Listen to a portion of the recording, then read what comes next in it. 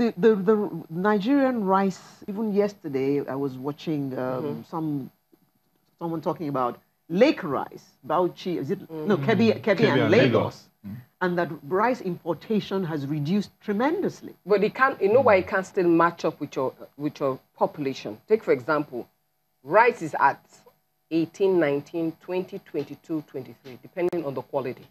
For a bag of rice? Rice before was 10, 8K, 7K. Like you said, when you have tripled the price of a thing, at what point does it really... Economy is about what goes in and what comes out. Yes. Take, for example, a nation like South Africa, which now is their summer. The traffic into South Africa now is incredible. From all over the world where people want the summer feel. But South Africa has a tremendous tourism attraction.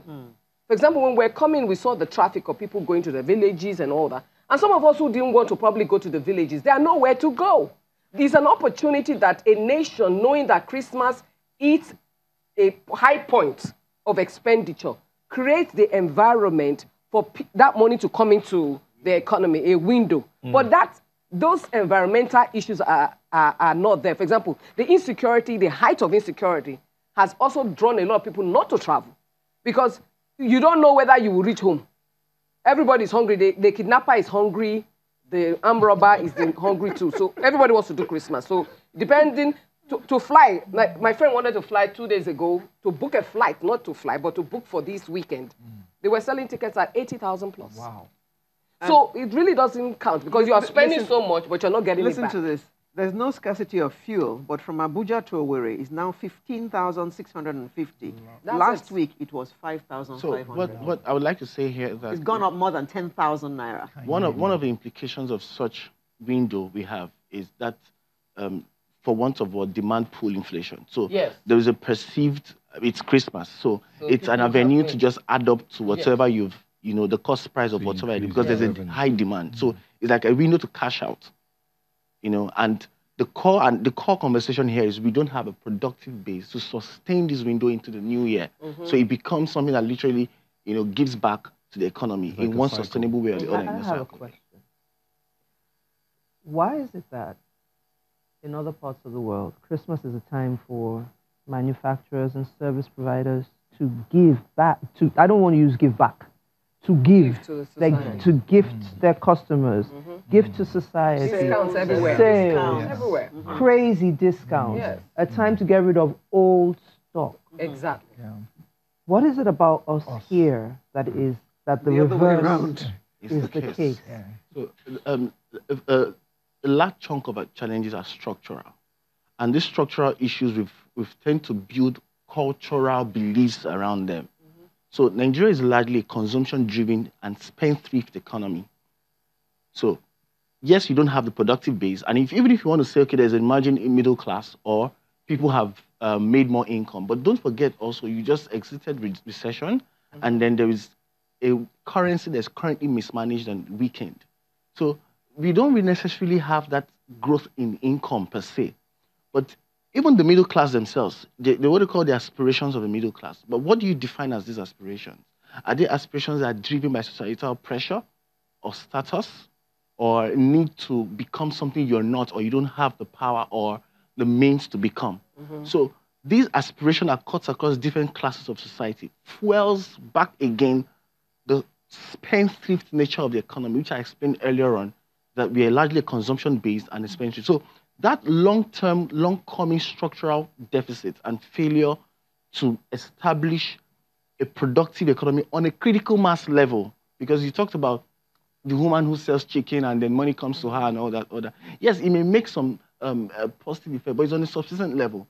And what Nigeria needs in terms of talking about how we can move from one point to another is how all of these things can aggregate for the critical mass.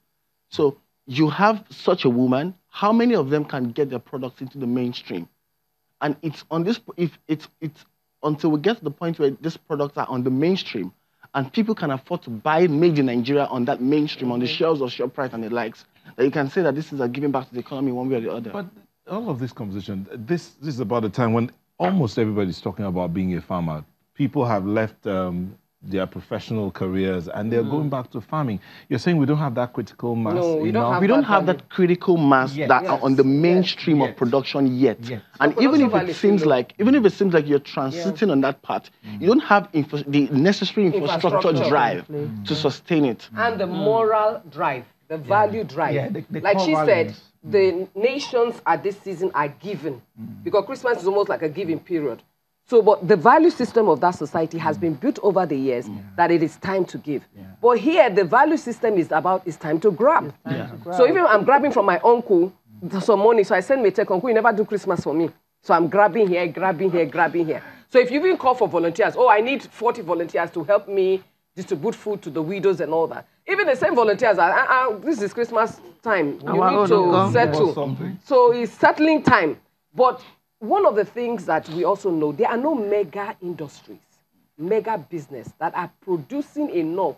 Most of them are still, accounts are still reading in red. And they're wondering, if I now have red account, can I give 10,000 cartons of oil out for free? That mindset of giving is still not a cultural drive. So Christmas, for me, that's why I say it's a very reflective period that we have an opportunity to have this discussion that Nigeria should know that we still have a lot of things. For me, tourism would have been one of the major attractions in the season that could attract nations from all over. We have carnivals all over. The Calabar Carnival. Imo State is doing something. But you know, the security background. You're from Cross River. I like that you mentioned that because right now, my niece's husband, my brother's daughter is married to a Black American.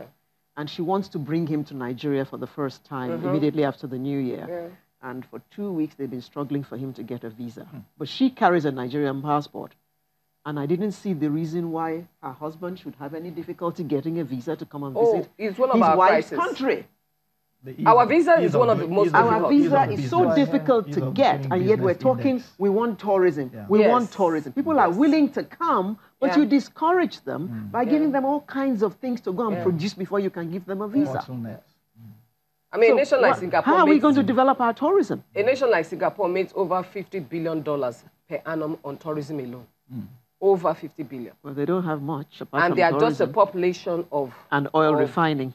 Oil refining. They have no one natural resource.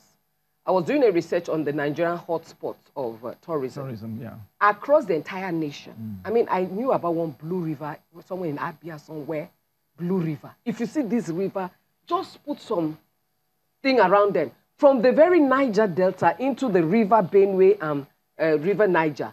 It should be an estuary, a pathway for lovebirds to have fun in the next how many days and arrive somewhere in Benue. But you arrive in Benue, do you know your fate?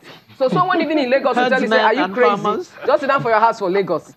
You know, so I believe that all over the world, Christmas increases economy and expedites conversation within the economy.